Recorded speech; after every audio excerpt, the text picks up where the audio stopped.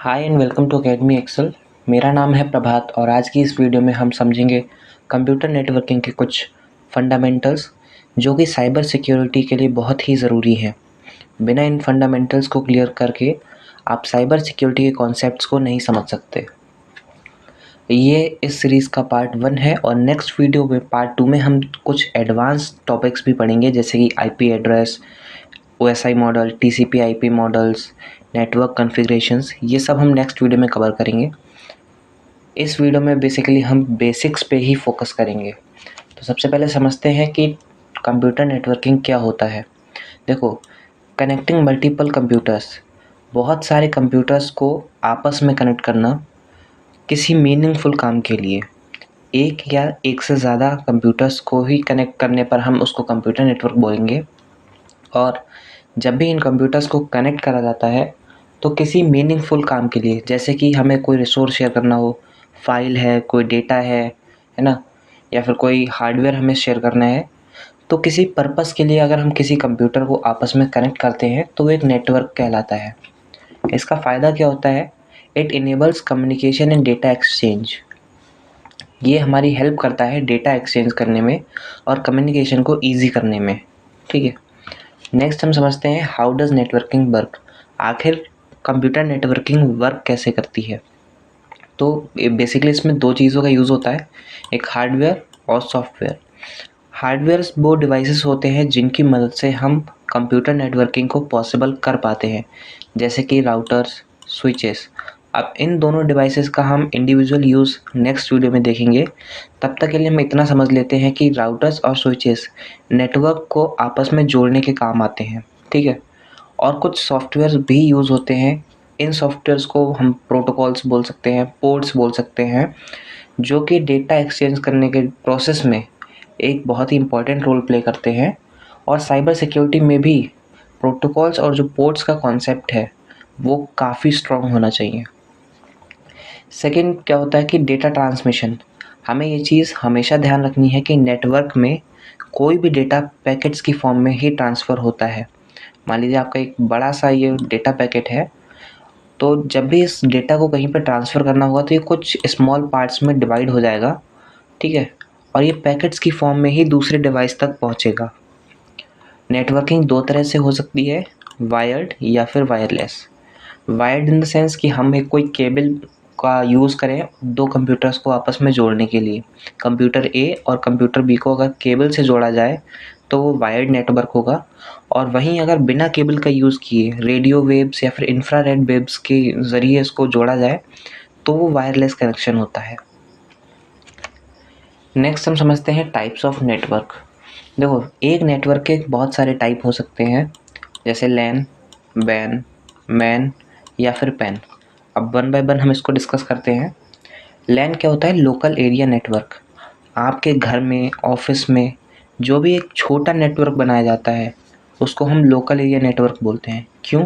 क्योंकि वो सिर्फ आपके घर या फिर ऑफिस तक ही सीमित है, उससे आगे उसका कोई कनेक्शन नहीं है। तो एक लोकल नेटवर्क है, इसीलिए हम उसको लोकल एरिया नेटवर्क बोलते हैं।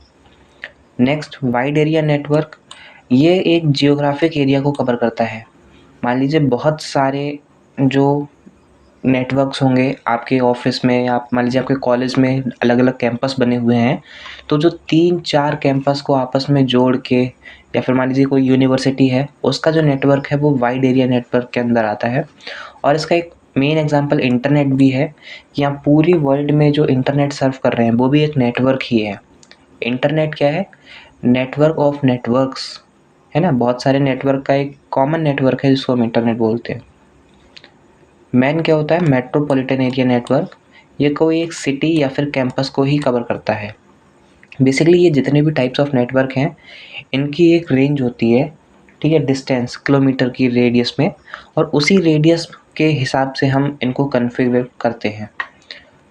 पैन हम समझते हैं। पैन एक बहुत इम्पॉर्टेंट नेटवर्क है जिसको समझना कई बार बच्चे कंफ्यूज हो जाते हैं। देखो, जब भी आप कोई अपना एक पर्सनल नेटवर्क क्रिएट करते हो, पर्सनल कैसे? मान लीजिए आपका एक एंड्रॉयड डिवाइस है और एक आपका आईओएस डिवाइस है, या फिर मान लीजिए हमारे दोनों एंड्रॉयड डिवाइसेस हैं और इनको हमने आपस में ब्लूटूथ या फिर वाईफाई से पेयर किया है, तो ये एक हमारा पर्सनल एरिया नेटवर्क है। क्यों?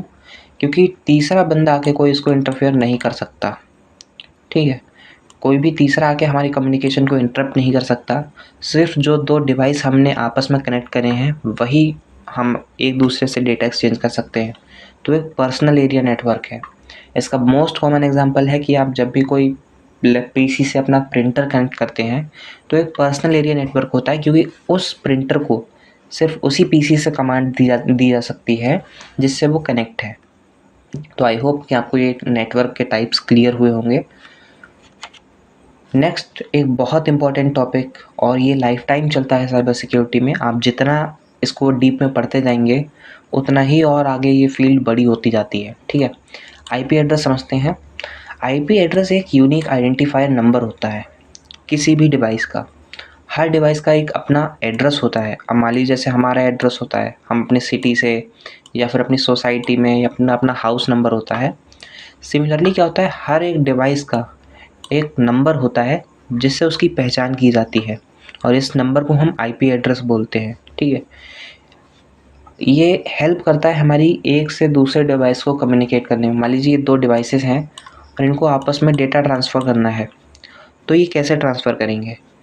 ये कंप्यूटर 1 जो है कंप्यूटर 2 का आईपी एड्रेस अपने पास रखेगा, और जो भी डेटा पैकेट्स होंगे उनके साथ हेडर में वो आईपी एड्रेस को पेस्ट करके भेजेगा, जिससे कि पैकेट्स को ये पता रहेगा कि हाँ भाई मुझे इस कंप्यूटर 2 पे जाना है, ठीक है।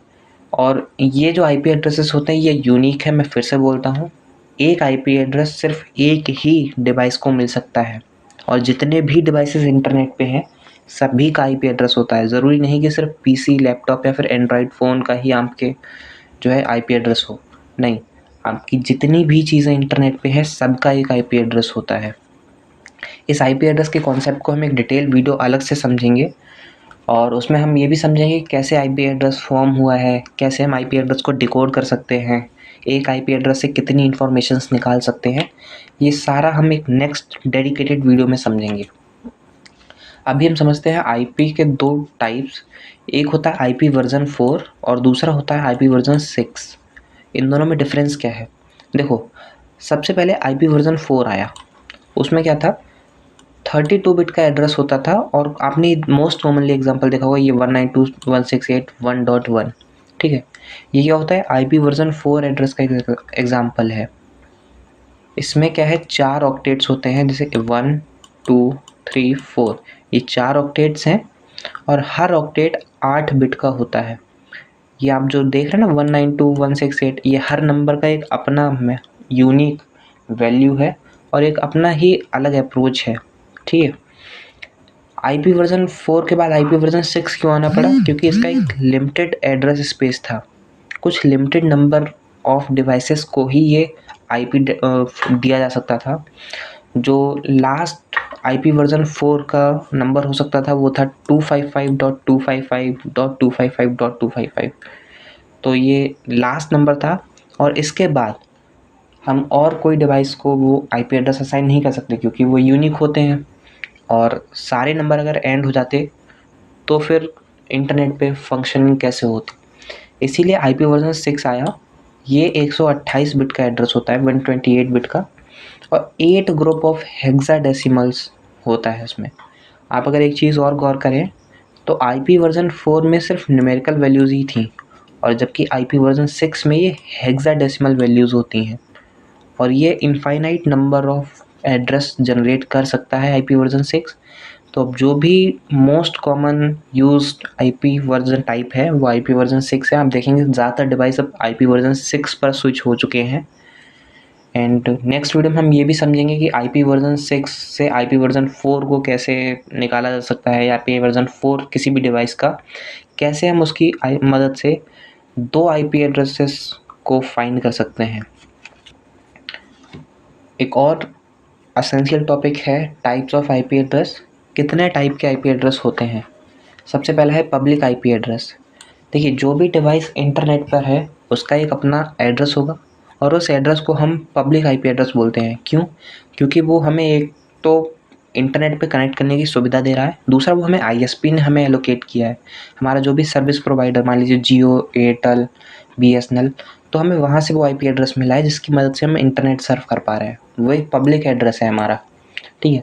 प्राइवेट आईपी एड्रेस क्या होता है कि हम अपना मान लीजिए कोई एक नेटवर्क बनाया हमने और इस नेटवर्क में हमारा एक एड्रेस होगा, ठीक है, तो वो प्राइवेट है। क्यों? क्योंकि वो एड्रेस सिर्फ हमें पता है कि हमने इसमें क्या एंटर किया हुआ है, कोई तीसरा बंदा या फिर कोई और नेटवर्क वाला उसको इंटरफेयर नहीं कर सकता। नेक्स्ट हम समझते हैं स्टैटिक आईपी एड्रेस और डायनेमिक आईपी एड्रेस में डिफरेंस। स्टैटिक आईपी एड्रेस हम लोग मैनुअली असाइन करते हैं किसी भी कंप्यूटर को, और ये तब तक चेंज नहीं हो सकता जब तक हम खुद से इसको चेंज ना करें। वहीं dynamic IP address DHCP protocol से मिलता है। DHCP की फॉर्म है डायनेमिक होस्ट कंट्रोल प्रोटोकॉल, ठीक है, डायनेमिक होस्ट कॉन्फ़िगरेशन प्रोटोकॉल भी बोलते हैं कुछ लोग। तो इसका काम होता है कि जो भी कंप्यूटर्स या फिर जो भी डिवाइसेस नेटवर्क पे कनेक्टेड हैं उनको आईपी एड्रेस प्रोवाइड करेगा, और ये टाइम टू टाइम अपने आप उन आईपी एड्रेसेस को चेंज करता रहता है। तो ये एक मेजर डिफरेंस है स्टैटिक और डायनेमिक में, कि स्टैटिक आईपी एड्रेस कभी चेंज नहीं होता जब तक हम मैनुअली ना करें, और डायनेमिक आईपी एड्रेस हर टाइम पीरियड पर अपने आप चेंज होता रहता है, ठीक है। अभी हम समझते हैं पोर्ट्स क्या होते हैं। देखो, जैसे मान लीजिए कोई कंप्यूटर है और उसको डेटा ट्रांसफ़र करना था, तो कहीं ना कहीं जाकर वो डेटा एंड भी तो होगा। मान लीजिए ये पूरा इंटरनेट है और इन दो डिवाइसेस को आपस में कनेक्ट करना था, तो कहीं तो जाके इसका ये एंड पॉइंट होगा जहाँ पर इसको डेटा अपना देना है। तो ये जो एंड पॉइंट कौन डिफ़ाइन करता है? ये एंड पॉइंट डिफ़ाइन करते हैं पोर्ट्स। पोर्ट्स ही ये बात तय करते हैं कि डेटा कहाँ पर आकर एंड होगा। अब तक 65,535 पोर्ट्स, 65,535 पोर्ट्स आइडेंटिफाई किए जा चुके हैं, और इन पे अभी भी रिसर्च चल रही है। मतलब इससे ज़्यादा भी पोर्ट्स हो सकते हैं। और अब तक अराउंड 1000 जो पोर्ट्स हैं वो मोस्ट कॉमनली यूज़ किए जाते हैं, ठीक है। हम इतने ही पोर्ट्स को मोस्ट कॉमनली यूज़ कर पा रहे हैं। आप सोचो, इतना रिसर्च हो चुका है। कॉमन पोर्ट्स कौन कौन से? जैसे HTTP है, HTTPS, FTP। आपने देखा होगा जब भी आप कोई वेबसाइट सर्फ करते हो तो वहाँ पर ही HTTPS आता है। कोई फाइल डाउनलोड करते हैं तो वहाँ पर FTP प्रोटोकॉल चलता है, ठीक है, ठीक है। तो पोर्ट्स हमारी एक हेल्प ये भी करते हैं कि ये डिफ़ाइन करते हैं जो डेटा है वो कौन सी एप्लीकेशन पे जा रहा है। मान लो हमारा कोई डेटा है जो हमें ब्राउज़र पे सेंड करना है, या फिर कोई डेटा है जो हमें मेल पे सेंड करना है, कोई ऐसा डेटा जो हमें क्लाउड पे सेंड करना है, तो ये पोर्ट्स ही डिफ़ाइन करते हैं कि करेक्ट एप्लीकेशन तक वो डेटा पहुंचना चाहिए, ठीक है।